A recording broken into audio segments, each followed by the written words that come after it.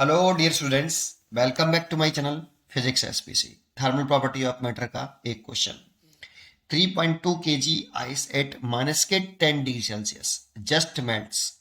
Important ये word है, just melts with M mass of steam at 100 degree Celsius, then M equal to specific heat of ice रखा है 0.5 calorie per gram degree Celsius और चार choice रखी है।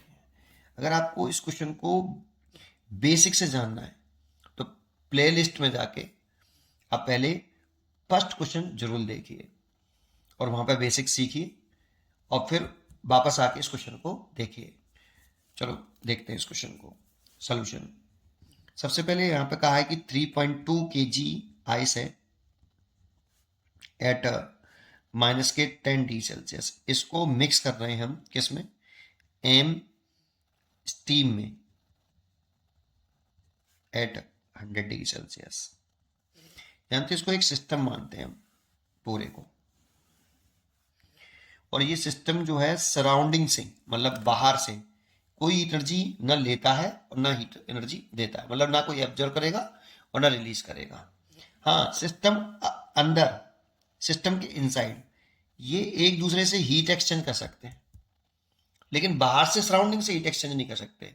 Heat नहीं ले सकते ना दे सकते, सराउंडिंग से नहीं कर सकते। सिस्टम के इनसाइड ही ये एक दूसरे से हीट को एक्सचेंज कर सकते हैं। ठीक है, आगे बढ़ते हैं। अब इसमें करना क्या होता है कि पहले से कॉमन टेम्परेचर पे लेके आते हैं बेटा। स्टेट सेम और टेम्परेचर भी सेम, स्टेट भी सेम और टेम्परेचर सेम करना होता है। मिक्स कर देंगे तो टेम्परेचर कॉमन करना होता है और स्टेट भी सेम करनी होती है। तो आइस को आप कन्वर्ट कर लो वाटर में और स्टीम को भी वाटर में कन्वर्ट कर लो तो स्टेट सेम हो जाएगी और टेम्परेचर भी कॉमन करना होता है। तो शुरुआत करते हैं। अब देखो, आइस को वाटर में अगर मैं कन्वर्ट करना है तो आइस वाटर में जो कन्वर्ट होती है वो एक फिक्स्ड टेम्परेचर पर होती है, मेल्टिंग पॉइंट पर 0 डिग्री सेल्सियस पर। एवरी टेम्परेचर पर नहीं होती बेटा। अभी तो टेम्परेचर कितना है हमारा? माइनस के 10 डिग्री सेल्सियस है, तो इस पर ये आइस वाटर में कन्वर्ट नहीं होगी। पहले से 0 डिग्री सेल्सियस पर लाना पड़ेगा मेल्टिंग पॉइंट पर। आइस का जो मेल्टिंग पॉइंट होता है वो 0 डिग्री सेल्सियस होता है, फिर वहां पर आइस वाटर में कन्वर्ट हो सकता है। जब आइस को हम 0 डिग्री सेल्सियस पर लेके आएंगे, 3.2 kg ice eight 0 degree Celsius, तो टेम्परेचर राइज किया है, और जब टेम्परेचर राइज किया तो आइस ने इतनी एनर्जी ली होगी, दैट मीन्स एब्जॉर्व करी होगी। तो कितनी एनर्जी एब्जॉर्व करी है वो लिख लेते हैं, Q1। कितनी? Mass and specific heat. Temperature, केवल टेम्परेचर चेंज कर रहे हैं, स्टेट चेंज नहीं हो रही। Specific heat of ice eight delta T. तो मास तो कितना हो गया? 3.2 इंटू 1000। ये मैंने केजी को ग्राम में बदला है। स्पेसिफिक हीट ऑफ आइस दर की 0.5 calorie per gram degree Celsius दर की है। 0.5 मतलब 1/2। और टेम्परेचर राइज हुआ है माइनस के 10 से 0 मतलब 10 डिग्री सेल्सियस। तो इस 0.2 को उठाएंगे तो नीचे 10 हो जाएगा, और इस 10 से ये 10 कैंसिल हो जाएगा, एंड 2 से ये 16 बार, तो ये 16,000 कैलोरीज आ गया। दैट मीन 16 किलो कैलोरी आ गई। इतनी एनर्जी आइस ने ली होगी माइनस के 10 डिग्री सेल्सियस से 0 डिग्री सेल्सियस होने के लिए, इतनी एनर्जी एब्जॉर्व करी होगी। अब इसे वाटर में ले आओ। अब देखो, स्टेट चेंज हो सकती है यहाँ पे, मेल्टिंग पॉइंट पर ही होती है हमेशा 0 डिग्री सेल्सियस पर। आइस का मेल्टिंग पॉइंट 0 डिग्री सेल्सियस होता है। कांस्टेंट टेम्परेचर पर स्टेट चेंज होती है हमेशा 0 डिग्री सेल्सियस मेल्टिंग पॉइंट पर, और ये आइस का मेल्टिंग पॉइंट है 0 डिग्री सेल्सियस। स्टेट चेंज हो जाएगी। 3.2 kilogram water at 0 degree Celsius. Temperature constant रहा है, देखो स्टेट चेंज हुई तो इसमें हीट एनर्जी ये एब्जॉर्व करेगा आइस वाटर में कन्वर्ट करने के लिए। कितनी? Q बराबर M into latent heat of fusion. अब लेटेंट हीट ऑफ फ्यूजन हमें लर्न होना चाहिए कि latent heat of fusion of ice 80 calorie per gram होता है। लर्न होता है बेटा, में याद करना पड़ता है ये। इसीलिए मैंने कहा आप प्लेलिस्ट में से पहली वीडियो को जरूर देखें, ठीक है ना? वहां पर बिल्कुल बेसिक से बताया मैंने कि क्या करना होता है, ठीक है। एम की वैल्यू 3.2 इंटू 1000, क्योंकि ये ग्राम में बदला है मैंने, क्योंकि लेटेंट हीट की वैल्यू मैं कैलोरी पर ग्राम में लिख रहा हूं 80। अब इसे मल्टीप्लाई करें तो ये आएगा 1 2 3 4 जीरो आएंगी और 8 256 तो ये हो गया इंटू 30 इतने calorie, that means 256 kilo calorie, इतनी एनर्जी। अब इसको और टेम्परेचर राइज मत करना, बताता हूँ क्योंकि आपका आइस कंप्लीटली वाटर में कन्वर्ट हो गया है, तो आइस को जस्ट मेल्ट करना है, टेम्परेचर राइज मत करो उसका बेटा, आप जस्ट मेल्ट कर रहा है ना, तो मेल्ट तो हो गया ना, आइस वाटर में कंप्लीटली कन्वर्ट हो गया देखो, तो जस्ट करना था, इतनी एनर्जी हमें रिक्वायर्ड है आइस को जस्ट मेल्ट करने के लिए, ठीक है ना, जरूरत है।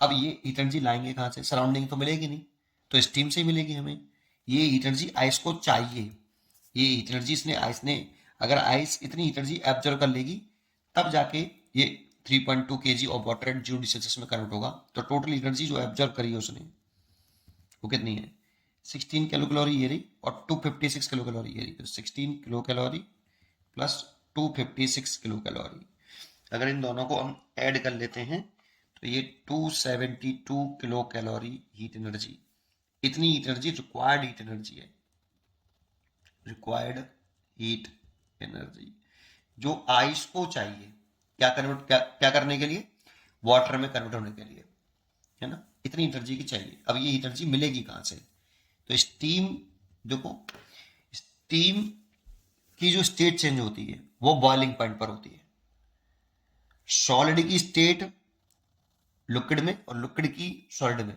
जब चेंज होगी वो मेल्टिंग पॉइंट पर होगी, जबकि लिक्विड की स्टीम में और स्टीम की लिक्विड में स्टेट चेंज होगी वो बॉइलिंग पॉइंट पर होगी, कांस्टेंट टेम्परेचर पर 100 डिग्री सेल्सियस पर, तो यहाँ पे 100 डिग्री सेल्सियस है तो स्टेट चेंज हो सकती है सीधी डायरेक्ट, तो कर दीजिए M water at 100 degree Celsius, तो कितनी एनर्जी ये रिलीज करेगा, स्टीम से जब वाटर में कन्वर्ट होता है तो एनर्जी रिलीज करता है, ये कितनी करेगा, mass of latent heat of vaporisation, state change होती है तो स्टीम वाटर में चेंज होता है तो mass into latent heat of vaporisation आता है, मास तो अब पता नहीं, लेटेंट हीट ऑफ वेपराइजेशन हमें याद होना चाहिए, स्टीम वाटर का 540 कैलोरी पर ग्राम, तो 540 कैलोरी पर ग्राम, तो इतना आपका calorie,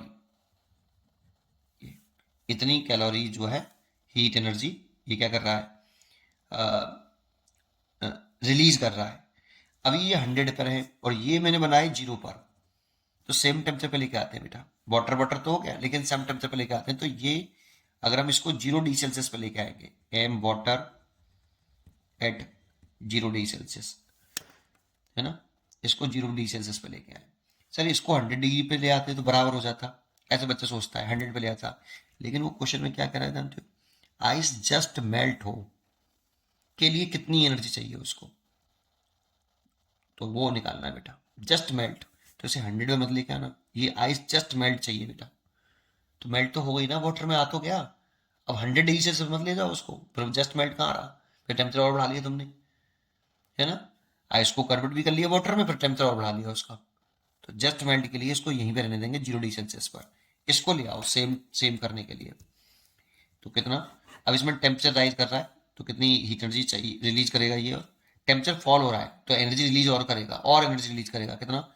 M specific heat of water into delta T, जब टेम्परेचर चेंज हो रहा, सॉरी टेम्परेचर चेंज हो रहा होता तो ये लगाते हैं, स्टेट चेंज हो रही तो ये, एम तो एम ही है, स्पेसिफिक हीट ऑफ वाटर हमें लर्न होता है 1 calorie per gram degree Celsius, और राइज फॉलिंग टेम्परेचर दे रखे हैं तो 100, इतने कैलोरी, तो इसने कितनी एनर्जी रिलीज करी, टोटल रिलीज्ड स्टीम से वाटर में कन्वर्ट होने के लिए इसने इतनी एनर्जी रिलीज करी होगी, कितनी 100 एम ये हो गया, और 540 कैलोरी हो गया, तो 640 कैलोरी, इतनी हीट एनर्जी रिलीज करी होगी, दैट मीन्स इतनी हीट एनर्जी अवेलेबल है हमारे पास, अवेलेबल हीट एनर्जी।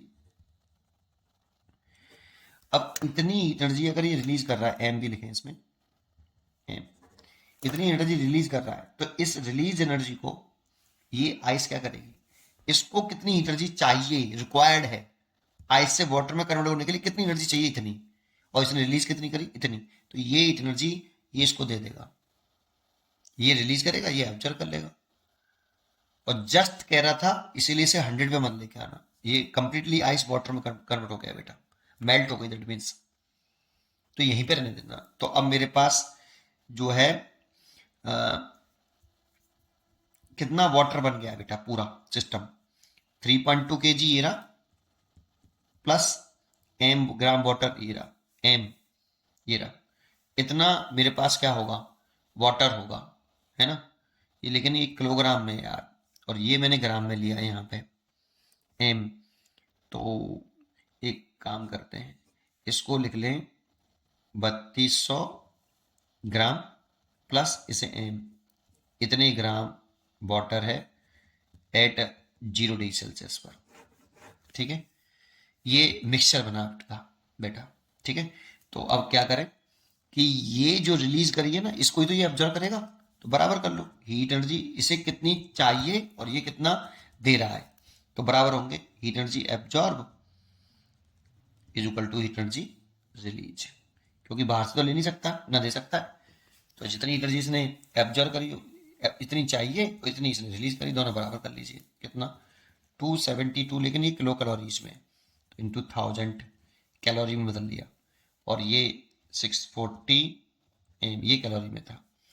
इसको देखो 0 से 0 कैंसिल कर दो, तो एम इज इक्वल टू आ गया 272 इंटू 100 डिवाइड बाई 64। अब इसका इसमें डिवाइड कर रहे हैं ना, इसका इसमें डिवाइड करते हैं तो ये आता है 4.25 इंटू 100, ये ग्राम में आया बेटा, क्योंकि मैंने इसे कैलोरी में बदल लिया था, ये भी कैलोरी में ही था, ग्राम में आएगा, तो ये हो जाएगा 425 ग्राम। इतना आपका क्या होगा, m इक्वल टू पूछ रहा है, m इतने ग्राम स्टीम चाहिए होगी बेटा, इतने ग्राम स्टीम चाहिए होगी आइस को मेल्ट करने के लिए, जस्ट मेल्ट करने के लिए इतने ग्राम स्टीम की रिक्वायरमेंट होगी, इसलिए इसका जो आंसर हो गया वो 425, सी चॉइस इज करेक्ट। उम्मीद करता हूं कि आपको ये क्वेश्चन जरूर समझ में आया होगा, पढ़ते रहिए और खुश रहिए, थैंक यू।